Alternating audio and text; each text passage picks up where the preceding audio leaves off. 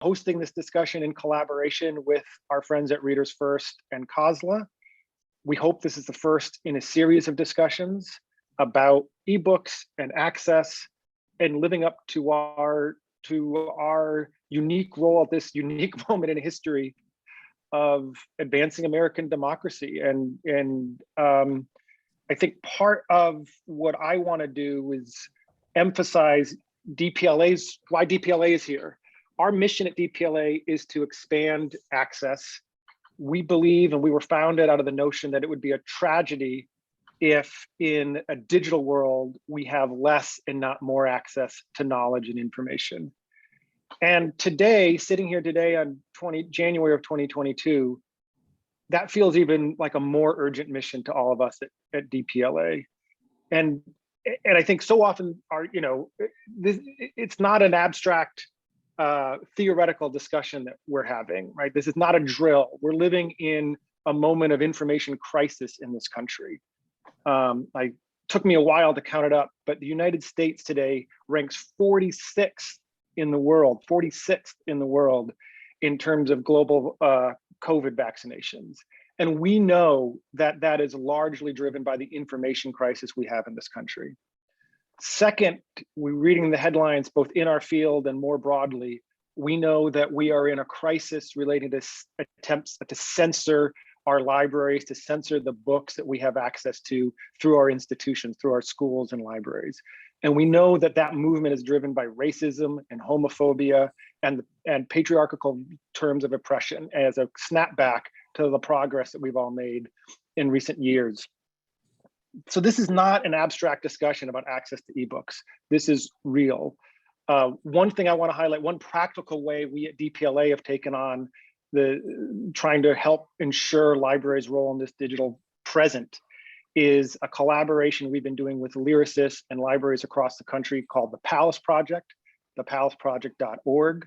It's a practical solution that we've been working on to ensure that in the marketplace, there can be a library-owned, nonprofit app marketplace and librarian curated service.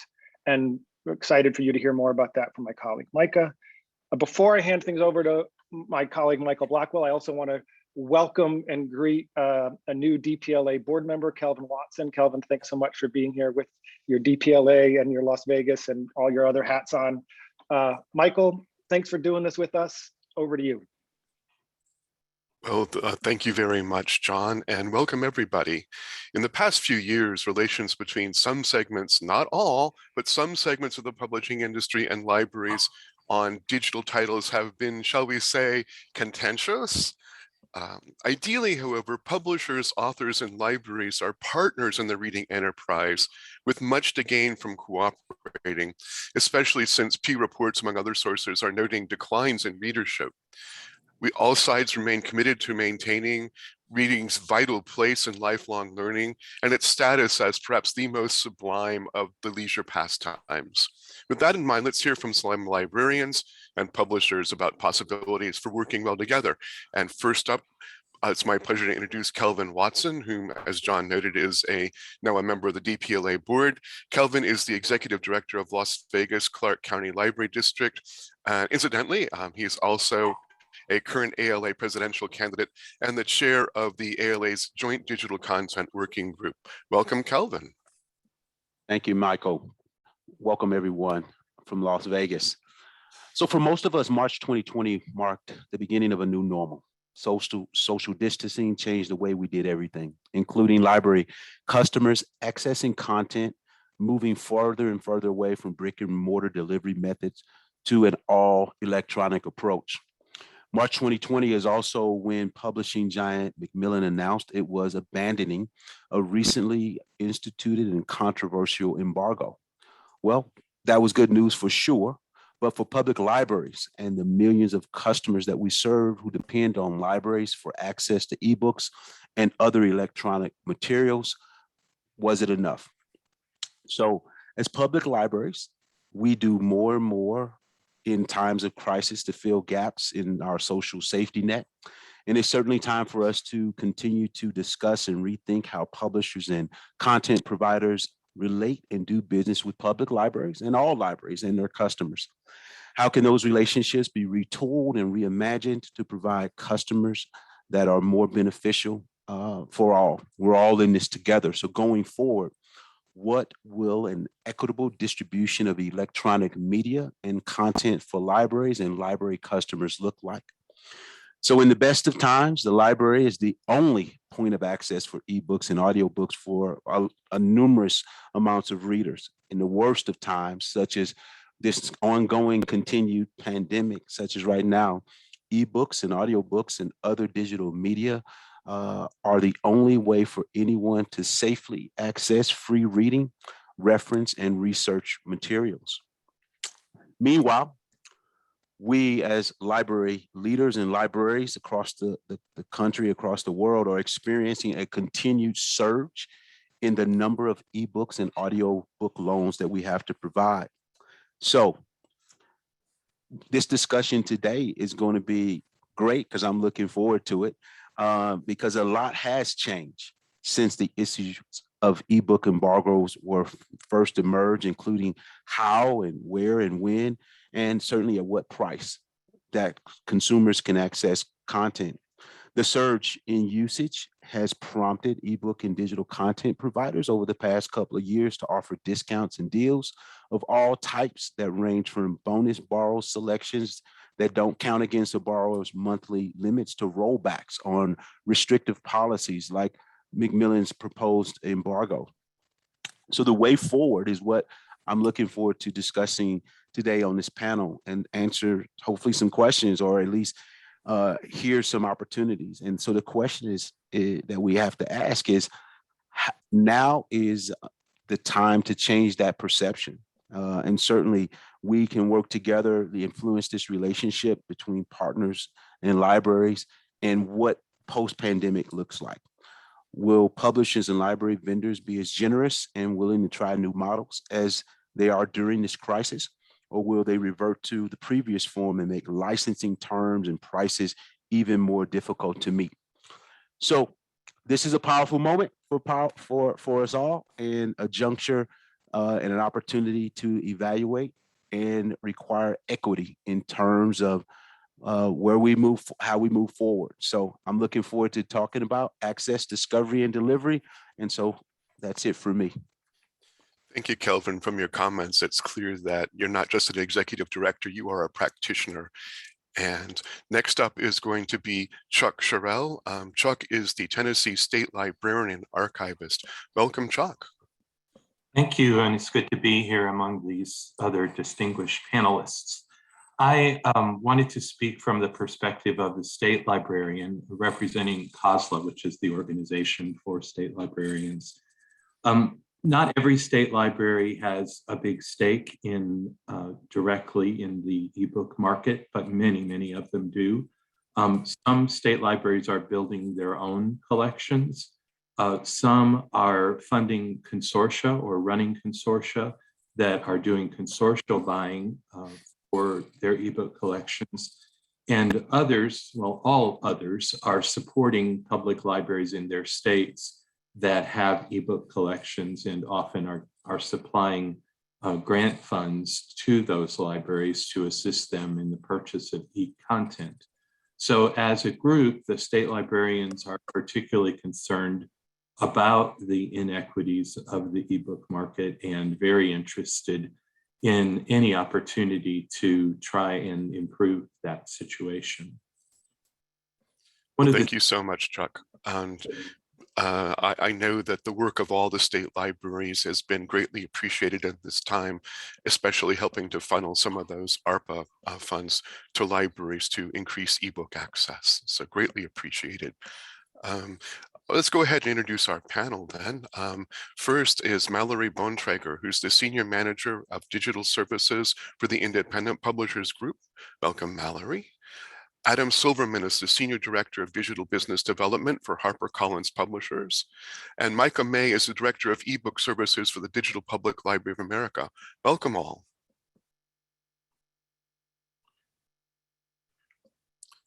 Micah, why don't you take it away for a couple minutes first, and then we'll go ahead with Mallori and Adam. Great, thank you, Michael. I'm really thrilled to be here. As Michael said, am Director of eBook Services for DPLA. DPLA's mission is to maximize access, which we're pleased to do as a partner in the Palace Project, as John mentioned. The Palace Project is the nation's only library-driven platform for delivering e-content, ebooks and audiobooks. And the goal of the Palace Project is to help libraries deliver a wide range of content on a platform that they own, they control, and that it's really tailored to maximize library values and be the library's own space in the digital delivery. The Palace is a turnkey solution that makes it really easy for libraries to deploy this software, which has grown out of 10 years of development that started at New York Public Library and was funded initially by the IMLS and now has generous support from the Knight Foundation to build a really library-driven option for e-content delivery. As our role in the Palace Project, one of the ways that DPLA contributes is we build the bookshelf, which is over 10,000 openly licensed titles, free to libraries, designed to be easy for them to integrate into their collections, also free to the general public. And we also run the Palace Marketplace, which is the nation's only ebook marketplace run by a nonprofit, by libraries for libraries. As part of my work on the Palace Marketplace, we really try to listen to libraries. We talk to dozens of libraries on a regular basis to try to understand what they need in terms of ebook and audiobook access, and then try to provide that, working with publishers to bring those license models to bear. So we have been excited to develop new models to bring a wide variety of content and to try to, work as best we can to bring libraries what they need to maximize access. So I'm sure we'll have an opportunity to talk more about that as the discussion goes forward. I'd just like to say I'm thrilled to be here. I think it's really important that we have this discussion between publishers and libraries about how we can work together to maximize access and ensure that as we transition to digital delivery, we always have more access, not less. So thank you, Michael. Thank you, Mallori. Hi, everyone. It's great to be here with you all. I am the senior manager of our digital services program at Independent Publishers Group. And so as IPG, we are the distributor or aggregator, and we work with a lot of different small, medium, large independent presses all over the world to help them bring their stories, their content, their books to you all as librarians. And so I do that on the ebook side, and we're partnered with as many possible library platforms so that our content can be everywhere where you all can access it. So if our books aren't anywhere, that's a question that would come to me, and we try and get that resolved. So we work with DPLA and in that marketplace. So that's IPG. All right, and Adam, please. Sure. My name is Adam Silverman. I'm the Senior Director of Business Development for HarperCollins. It's a pleasure to be here today and to answer questions. My role at HarperCollins, to give some sense, is I'm the primary person who's kind of been point with the library channel and working on developing and introducing the models that HarperCollins offers to the channel. HarperCollins has a long history of working with libraries in the digital format. We think of the library channel as important, not just as customers, but also as a way to make our authors known to readers. And so we value the relationship, see it as important, and have tried in various ways to create models that build a sustainable relationship for both parties. Well, thank you so much. And at this point, we'd really like to make this a conversation with you who have tuned in to watch. So if you look down at the bottom of your screen, you should see a Q&A function. Please consider asking questions of our panelists. and we're going to get started with those questions now.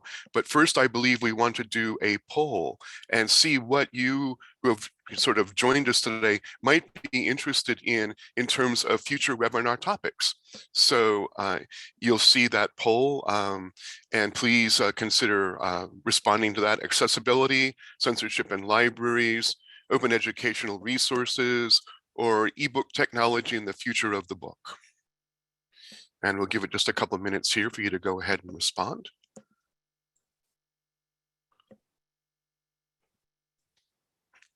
And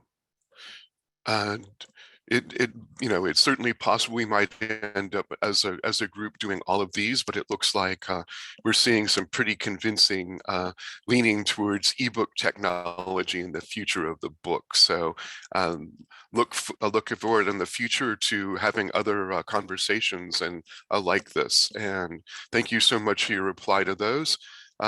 Censorship in libraries. Go ahead. Just letting people know that this is not the only topics we can consider, and the Zoom poll functionality didn't let us ask an open-ended question, but there will be a survey at the end of this, which will have an open-ended. So if you have other topics that you'd like to suggest that we take up as a group, from DPLA side, I think we're ReadersFirst and COSLA, the three of us are all really excited to be collaborating to have these important discussions. So consider suggesting some if you've got other ideas for us.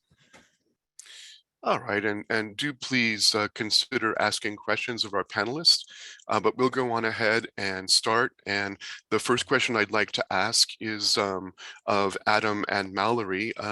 What models are you currently offering to libraries, and what do you like about those models? Mallori, would you like to go or should I go? I can go, okay. HarperCollins currently offers 2 models into libraries for both ebooks and digital audiobooks.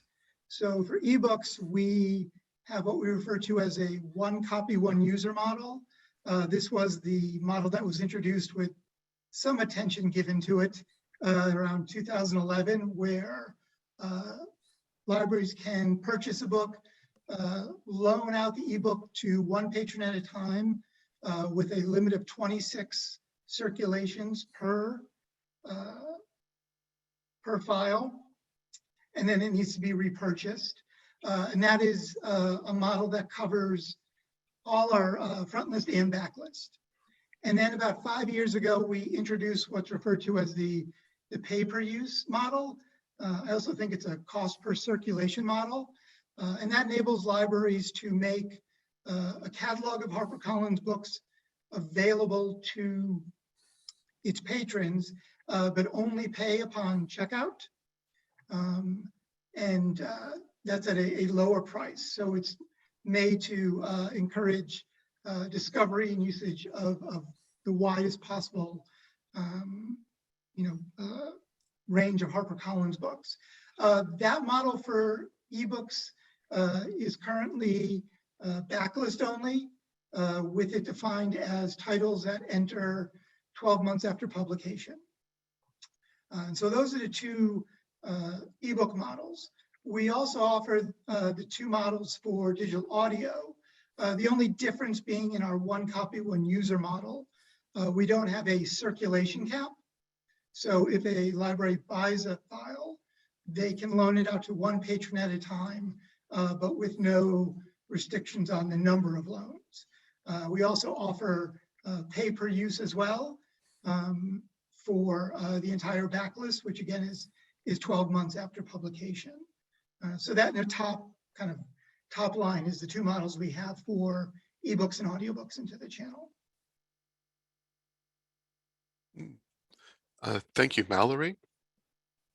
Yeah, so as IPG, we have a lot of different publishers where different models work better for them and their bottom line that they're looking to go into. So as IPG, we try and participate in as many models as possible. And because we're a middleman, it's a little complicated, I think, because we're not often hearing directly from libraries. We're hearing from our the wholesalers like Overdrive, Biblioteca, Hoopla, those kinds of platforms, right? From DPLA as an example too. And so we kind of let them tell us what models they're hearing from libraries they want. And then we'll look at the models that are being proposed. So we are in all models. We are in the one book, one user, we're in the PPU, we're in subscription, we're doing checkout bundles with DPLA. And then in the higher ed academic space, we're in all of the other ones there too, short-term loan, demand-driven access, patron-driven, that sort of thing. So if you can't find our book in the way you want to purchase it, something's wrong. So we really like that we can be everywhere because it puts the decision-making in the hands of you as librarians or the patrons or whatever. And we just want it available regardless of how you're looking to purchase. All right. Thank you very much, Mallori. A quick question that appeared in the chat about the survey poll. And the question was, does accessibility mean access or accessibility for disabled readers? And I believe that that was going to be, especially with the apps, accessibility for people who might be visually impaired or not be able to use their hands as well. There's been some issues with the library apps with people who have disabilities not being able to use them effectively. So that is something that I believe there's some interest in exploring. So thank you for that question. I have a question from the audience for Adam, and that question is, what does sustainable mean to you and the other big publishers? I believe they may be talking about sustainability of libraries getting ebooks. Sure. I can only speak for HarperCollins, of course. I don't know the thinking of other publishers or really their models apart from publicly available information. From HarperCollins' perspective, when we use the term sustainable, we're thinking primarily about two parties. One is our authors, protecting their works, protecting their revenue, their ability to build careers as authors. And also in terms of libraries, in terms of their ability to access content, our books in any format. So what we've tried to balance is a model that provides access, which protects an author's revenue stream, while also economic terms that enable libraries to access and make the books available to their patrons. As an example, with the pay-per-use model, one of the reasons we introduced the pay-per-use model was that we recognize that a lot of libraries have limited budgets, especially for digital goods, and buying a book based on anticipated usage is a challenge. And as opposed to print books with ebooks, the pay-per-use model allowed us to make these books available to libraries, but the libraries only has to pay on actual usage. So there's a library of books available to your patrons, but you don't have to spend ahead of time. So your resources can go to meeting 100% of demand or meeting demand specifically with the money you're spending. And so that's an example of how we think about sustainability. Thank you very much. And Nan, thank you for that question.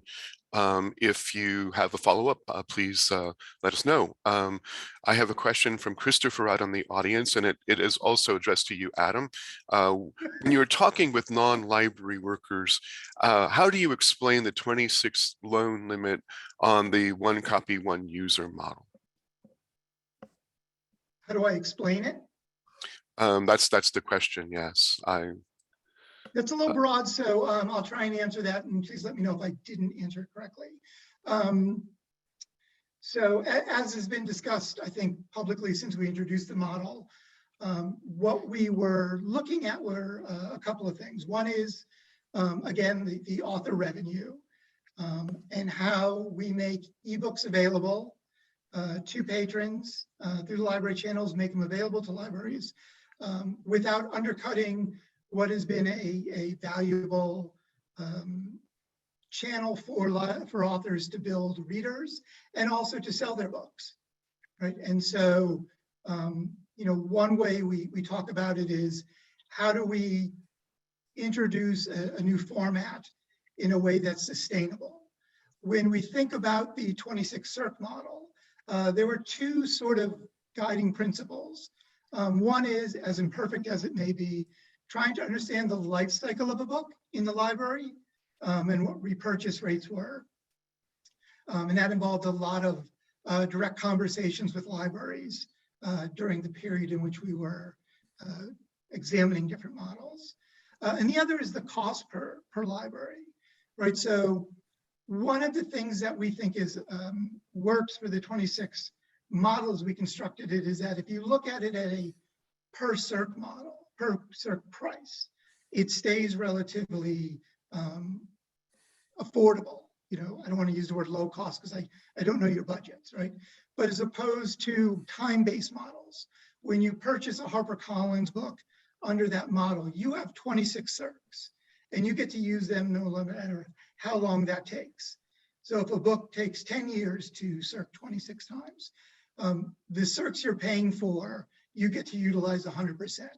There's no restraint in terms of time limits that are just sort of arbitrary.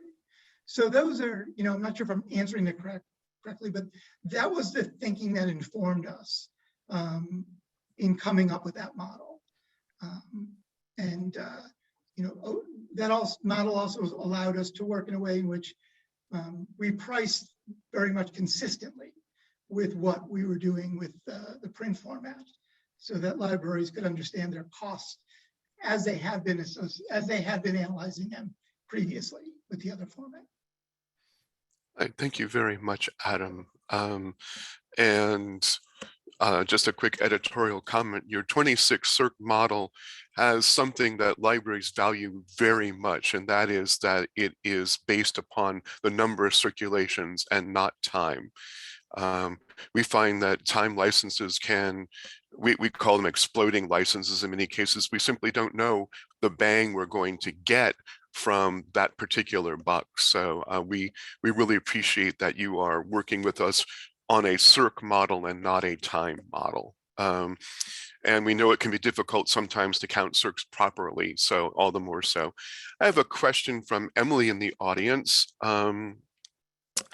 And she asks, has there been thought about trying to come together to develop a standardized e-license for libraries and publishers to use?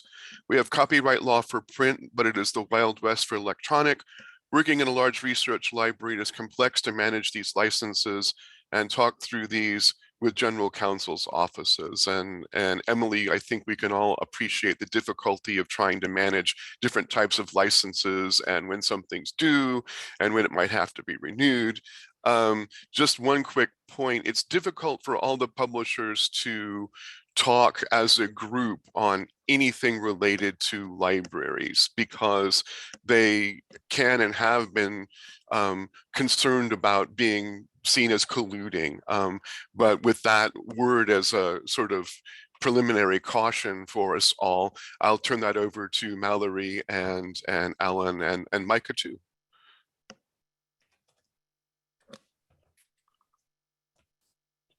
I would say from my perspective, even having the range of publishers we do, as I mentioned, what works for one publisher doesn't work for another. And I think that would be true for Adam from his perspective as well. What works for HarperCollins doesn't necessarily work for, you know, Chicago Review Press, one of our in-house publishers. And so I think that's one of the challenges that we have. Every publisher has a different reality for our budget and things like that. So it does get complicated.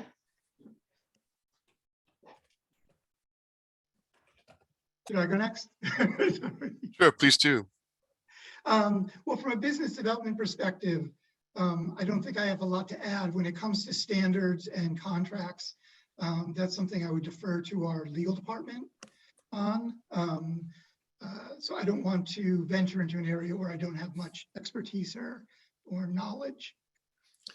Understood. Micah, anything to add about this? No, I mean, I think you're right that there are some legal constraints in terms of publishers talking to one another about pricing and licensing models. And that's been particularly true after the DOJ's action against Apple. There's been a lot of chilling effect on any conversations like that. So, for DPLA, we work directly with individual publishers, but we never kind of get them all together. For DPLA's side, we have sort of preferred models that we encourage. I guess I would say, while it is potentially a bit the Wild West and maybe hard to manage in some ways, I would argue that the diversity of licenses that we see on the market now is in some ways a good thing, in that it allows for experimentation and for options, and in some ways for a more robust market. Libraries can buy more copies of books if they think the license model works for them, and fewer if they think it's not a good value. And publishers can get information about how those licenses are being received in libraries and how it's impacting the broader market. So, I hear the concern about managing the complexity of having a bunch of different license types, but I also think it's sort of better than some of the other alternatives, which would be non-availability or unappealing license types. And my hope is that at least DPLA and Palace can work with publishers so that over time we see a migration towards more flexibility. I guess one last point on that is what we've heard from libraries is that they actually want to have a couple options, that they're excited about the idea of having more than one choice from a given publisher. So wherever possible, we're encouraging publishers to make a few options available. I'd like to follow up on that and talk about the specific models DPLA has been working with. And 1 second here, but first, I do want to try to make sure that we're answering the questions that come up in the chat for the benefit of those who are joining us. Maureen, thank you for your question. I believe this is going to be for you, Adam. You seem to be our a popular go-to here. Can the pay-for-use provide 50 copies to 50 patrons at the same time? And would each use be the cost of the ebook, or is the cost based on some other pay scale? I saw that in the side panel, and so I'm a little curious. Is the question about moving our CIRC cap to 50? Or about a model that enables simultaneous use? I think this must be about the simultaneous. I think this must be simultaneous use of your pay-per-use titles. So, yeah, I'm sorry if I don't answer correctly, please refine the question. The pay-per-use model does enable simultaneous use because we look at each checkout as a unique transaction. So in some ways, it's still the one copy, one user, but the library is simply paying for that copy for that specific usage. And the price that we charge is based upon that. So it is sort of a discounted price, right? It's looking at what our per transaction price would be under a 26 CIRC model as kind of a benchmark. And there aren't any limitations really on the number of patrons that can take out a pay-per-use title, the same title at the same time, because each is a unique copy. So that's one way in which we try and address that issue. And we make the pay-per-use model available for all backlist. So right now, I believe the total catalog number of titles available in the pay-per-use model is somewhere around 20,000 ebooks. About 8,000 audiobooks. So we try and make it as thorough as possible. We also do work with libraries on community read programs to do simultaneous use. And that's when a library wants to make a specific title or group of titles available to patrons for sort of a book group, in which case we can do a short-term license that we negotiate based on anticipated usage. We've done those with a number of library systems around the country, small ones I'm going to forget the name and I apologize, in Washington State, as well as the New York Public Libraries. So when libraries are looking for programmatic ways to engage patrons with the same book simultaneously, we do look to be flexible on that. We just look to do that on a kind of case-by-case basis through a license. I thank you. So Maureen, I think what we're hearing here is that it is simultaneous use, but the overall cost will depend on the cost per use under that model. Whether it will equal a 26 circ model or not will just depend on the cost on the pay per use. If I can, each pay per use, just to be clear, cost is a fraction of the 26 circ model cost. It is not the same cost. Just okay. So I'm being told that I may have neglected a couple of our panelists here, but just in large bit because a couple of our questions here have all been more publishing directed. But please, Kelvin and Chuck, as things come up, I would love for you to be commenting and participating as well. And if you don't mind turning on your cameras, then we can see you that way. Michael, I would like to make a comment on one thing that keeps Please running. do. Yeah. And since I'm both librarian and archivist for Tennessee, one of the things I think about a lot is the need to have copies of ebooks that live forever, or at least as long as we can maintain the technology. And it seems to me that publishers ought to be thinking about a way of selling a perpetual use copy, at least a single copy with a perpetual use license, to libraries so that there will always be a copy available. One of the things that librarians have always thought about is building a collection. And it's very hard to build a collection when pieces and parts of it keep disappearing after so many uses or so many years. And so it seems to me the perpetual license, although I know publishers will want to really limit that, needs to still be a part of the discussion.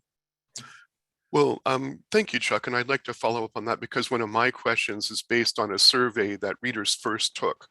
And libraries from 5 countries actually participated in that. And the one copy, one used perpetual license was their model of choice. It was the one most librarians wanted to see. So that being the case, it is still possible to get a perpetual access from some publishers on audiobooks, the big 5 publishers I'm talking about here, but not in ebooks. So some of the other publishers may offer this as an option. So for those of you who are into publishing or working with the publishing, are there publishers who are offering the perpetual license as an option? Are there terms under which you would consider it? Because librarians have said, we'll pay you much more for that perpetual access. So let's maybe have some sort of talk about the perpetual access model, what its issues might be for publishers, what its desirability for libraries might be. And Kelvin, please feel free to join us as well. Yeah, I would say I would concur with what you just said, Michael, regarding the perpetual license.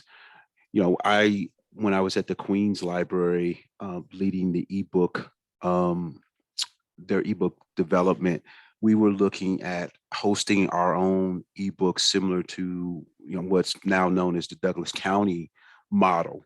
It certainly became a challenge even for Queen's Library, even with a well-funded library, to actually be able to host and maintain our own ebook collections. So we were still in that vein of what Chuck just actually talked about, and Michael, from your comments as well. We would still be reliant as libraries, just honestly speaking, on the middleman, the vendors in there somehow working with the publishers regarding the hosting, working with with DPLA, somebody in the middle, because it's just not cost effective for the library to actually host and be able to maintain that perpetual license as well as distribute it. Michael, I can jump in on that and just say, I do think, and this goes a little bit to the earlier conversation about the proliferation of license types. There are a lot of publishers offering the perpetual one at a time, including almost all of the IPG imprints. On the Palace Marketplace right now, there are over 230,000 ebooks available with that model. And that's from hundreds of publishers, smaller publishers. So, I think in a way, the kind of letting 1,000 flowers bloom model is good and gives some options. Chuck, I agree that's valuable. We have a number of libraries, especially state libraries, that are looking to build collections exclusively without time limits. I would reiterate what I think has already been said, that models like HarperCollins that don't have a time limit, 26 lens and then you repurchase, are still in some ways friendlier and easier for most libraries to manage, it seems like, than those that time out after a certain amount of time. And so, like the Palace Marketplace, we have 3 sort of recommended models. They are the perpetual one at a time, the bundle of 40, 10 of which can be used simultaneously. So that's kind of a hybrid. Once you've lent it 40 times, it has to be repurchased, but it also allows for 10 simultaneous uses. And then a smaller bundle of 5, which we actually kind of minted partly with IPG and similar publishers in mind, where we wanted to encourage libraries to, try out books that maybe weren't already discovered, weren't already bestsellers, with 5 lens that could be used simultaneously and, gauge their popularity. And so we're getting, a lot of publishers, including quite a few large publishers, choosing to offer a variety of those models, which does definitely make some decision-making work for selectors to choose between them, but it also creates some options.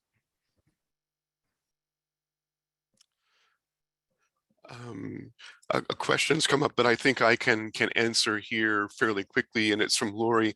How does one do collection management with ebook perpetual licensing? It's hard enough to deselect physical copies. How much server space would be needed to house a collection that is not visible? Lori, typically libraries would be getting these through a vendor, DPLA, Overdrive, Biblioteca, for example, and they have quite a bit of server space. The question becomes when you wish to de-access on something that's perpetual license, and you can arrange with your vendor to do that. So I don't think that the server is a challenge, but managing any collection, of course, over time can be a challenge, and you can see if a book's circed or not. In some ways, it's not dissimilar to maintaining a physical collection, with the difference that the ebook never has the pages wear out. I think, Kelvin, you've been involved with this too. Would you agree with that? Yeah, I think that was part of what I was explaining. Maybe I didn't explain it specifically. We would still be working with DPLA. We would still be working with other folks to help us host those perpetual licenses, because there are challenges of hosting it ourselves, as Lori points out. And even when you deaccession it, you still have to have the digital rights management. There's a lot of other nuances to ebook delivery that that a lot of libraries aren't aware of. And so to your point, Michael, yes, so we would still be working with the folks in the middle who have that server space, who have the digital rights management, the tools that are needed to assist us. Thank you, Kelvin. Sarah's asked a question here, and I'd like to use it as a way to get to something a little bit larger. She's asking about one particular type of license. And Adam, she's directing the question to you. She says, we love the recorded books model of 100 simultaneous use licenses and purchase them for our consortium whenever possible. Have you given any thought to expanding the 26 checkouts to be used simultaneously? That's a conversation internally we have. We're always looking at new models and looking for feedback. Where we have been at the moment is trying to kind of satisfy that need through the cost per circ model, and also through the sort of community reads models for specific titles.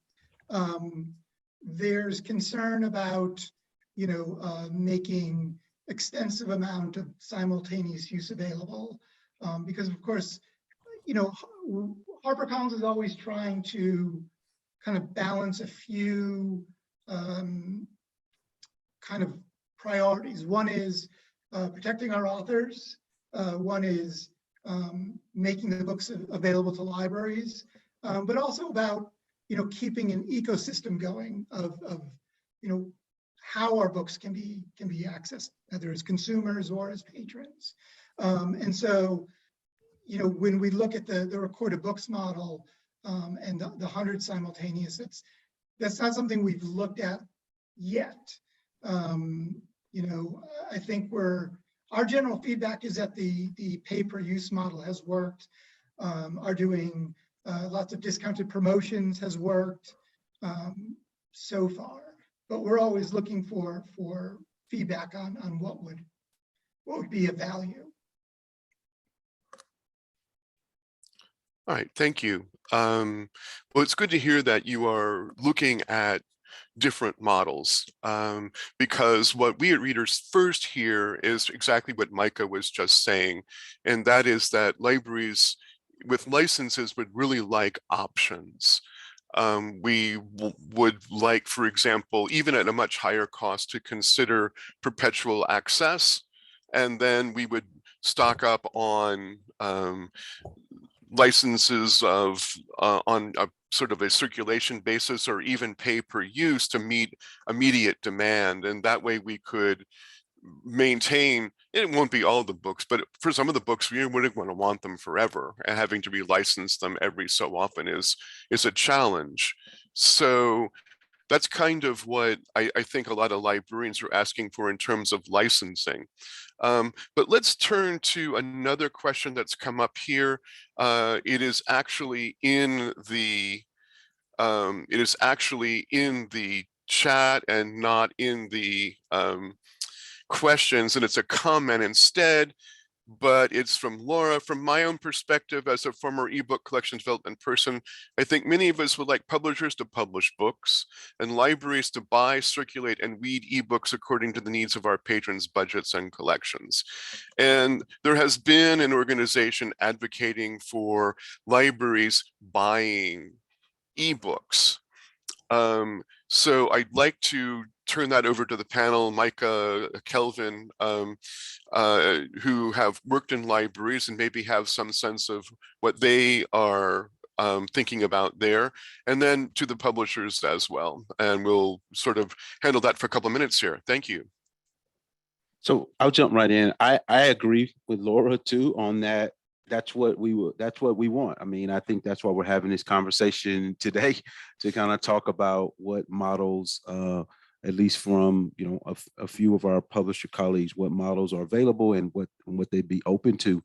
I think and also maybe challenging challenging them to do pilots like what we did here in Las Vegas, Clark County last spring with Dan Rather, where we worked with Macmillan to offer his graphic novel, What Unites Us, to different to the entire state of Nevada, actually, for a limited period of time. And so I think those are things that we want as libraries. We want those options, and one or two models certainly don't work, but definitely having the opportunity to look at that, very similar to the things like what Biblio Labs, for example, offers, and what DPLA is offering, right? That we have definitely different, more different options, and then we can make the decision to either buy,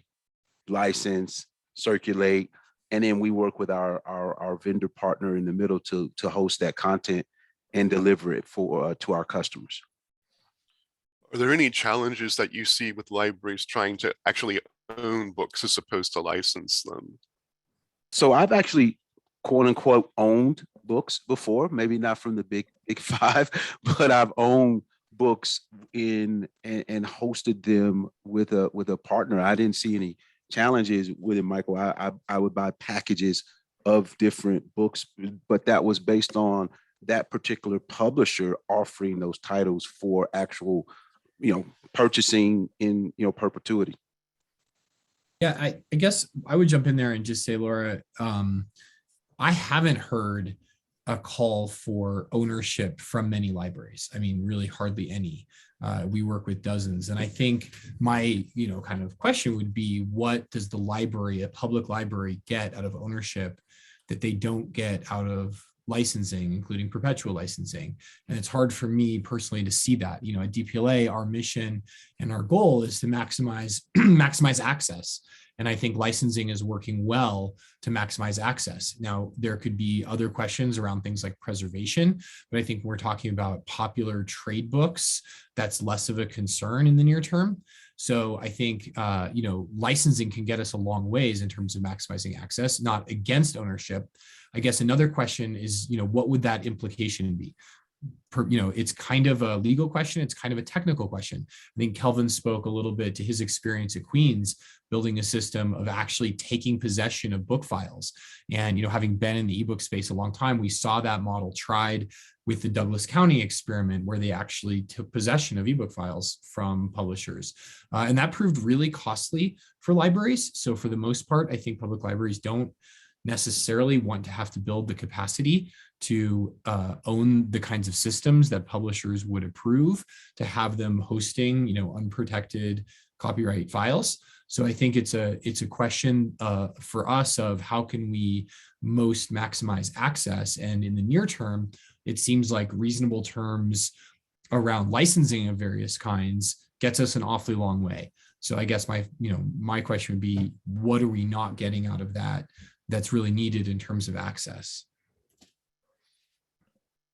And I have a comment in the chat from Carrie. In Alberta, we have worked on an arrangement with our Provincial Book Publishers Association to purchase and own the titles. What that offers us is the flexibility to place them in the platform of our choice. And I'm not certain to what extent a commercial vendor is going to be interested in hosting that for you, but that's going to open up into an even larger conversation. But Carrie, thank you for that. That's something that is good to know that you're working on there. I have a question if I'm allowed to ask a question. Yeah, please do. Feedback can come in emails but one question I've always had when thinking about libraries and our business models and how we sell is the question comes up about in perpetuity of an ebook file. And HarperCollins, with a few exceptions, which are going to be genre novels, publishes everything in print format and ebook format. So what is the value of the kind of having archival in multiple formats, right? If the book is always available physically, there's an archival access that way. Oh, I'm sorry, I have no idea what that is. So I've always been curious about, are libraries looking to be able to have archival copies of the same title in multiple formats? Are you now preferring digital to print when you talk about archival? It seems amorphous from a publisher perspective. So I'd love answers from that over time, but that's just a question that always comes up when I hear about archiving. I see one comment in the chat that might address that, and that is that things are very different for academic versus public libraries in terms of the need for that perpetual access. And Carmi Parker in chat says the archive question matters with e-audio because physical formats are becoming obsolete. So I think it may depend upon at least the format that we're working with there. And I think it depends, right? Because HarperCollins does not have a CERC cap on e-audio. right? So you have to distinguish between the formats as well. And Jennifer comments, it's because of how people like to read, similar to choosing audio over print. I think that the pandemic demand created then is not necessarily going to ease. I see we're kind of getting ready here for an opportunity to all of our panelists just sort of say a couple of final words. I'd like to give you that option. We have by no means exhausted the questions that we've got and the questions that I know we'd still like to ask, but we are going to run out of time here. So we've got about 5 minutes left. If I could just get a quick statement from our panelists, and then we will move on. Any final things you'd like to say, anybody? I guess I'd just like to say, thank you for letting HarperCollins participate in the panel.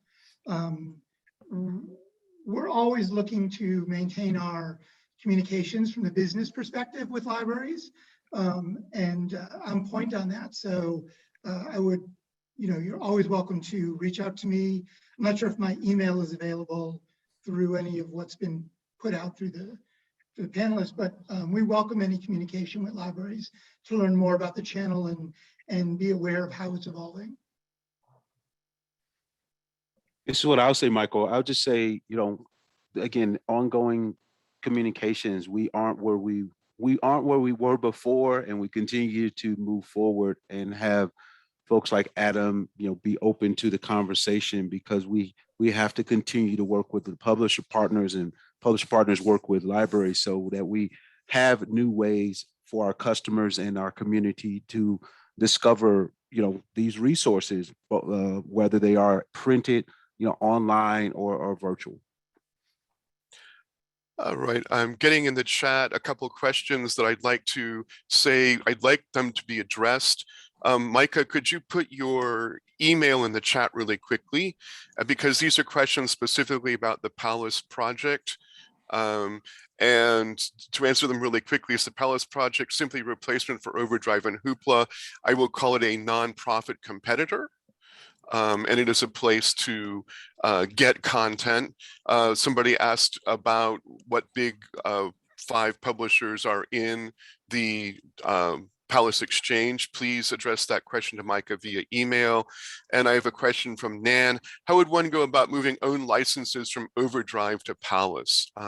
If you could please talk to Micah via email about that. And anybody else who has questions specifically about Palace, those will be the best place to start addressing those questions.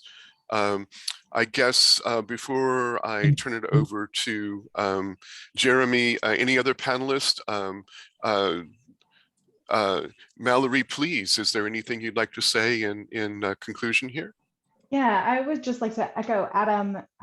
If there's anything, I know we rely heavily on feedback from our vendor partners, your vendor partners, Overdrive, Hoopla, Bibliotech, all those folks. And we don't get a ton of direct feedback from libraries. And so all I have to go on is our reported sales that comes out of that. And so I would love to hear directly from any of you. I don't know if they're circulating the emails, but I would welcome any feedback, any insight, questions, comments, whatever from all of you. So thank you again for having me.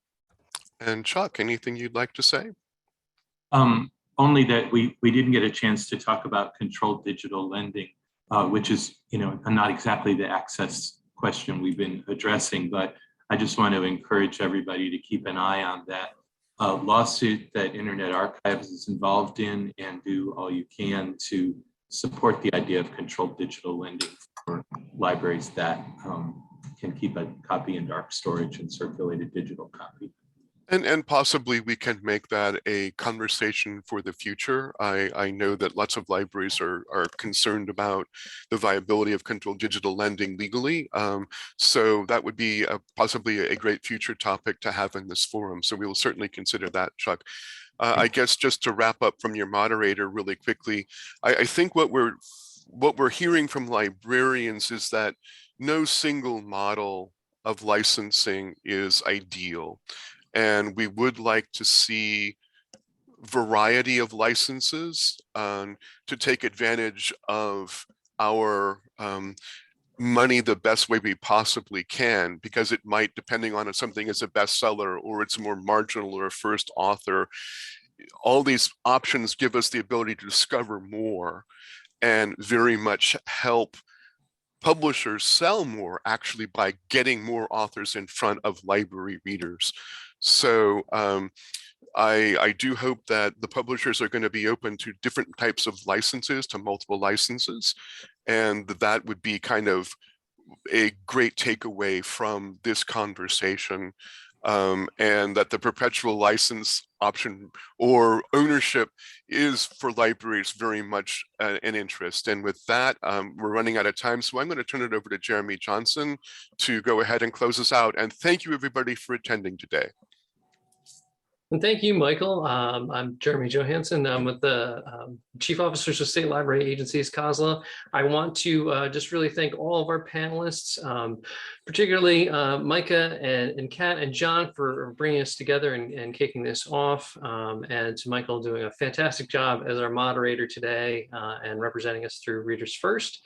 Our community voices, Chuck and Kelvin, thank you for joining us, and our industry partners, Adam and Mallori.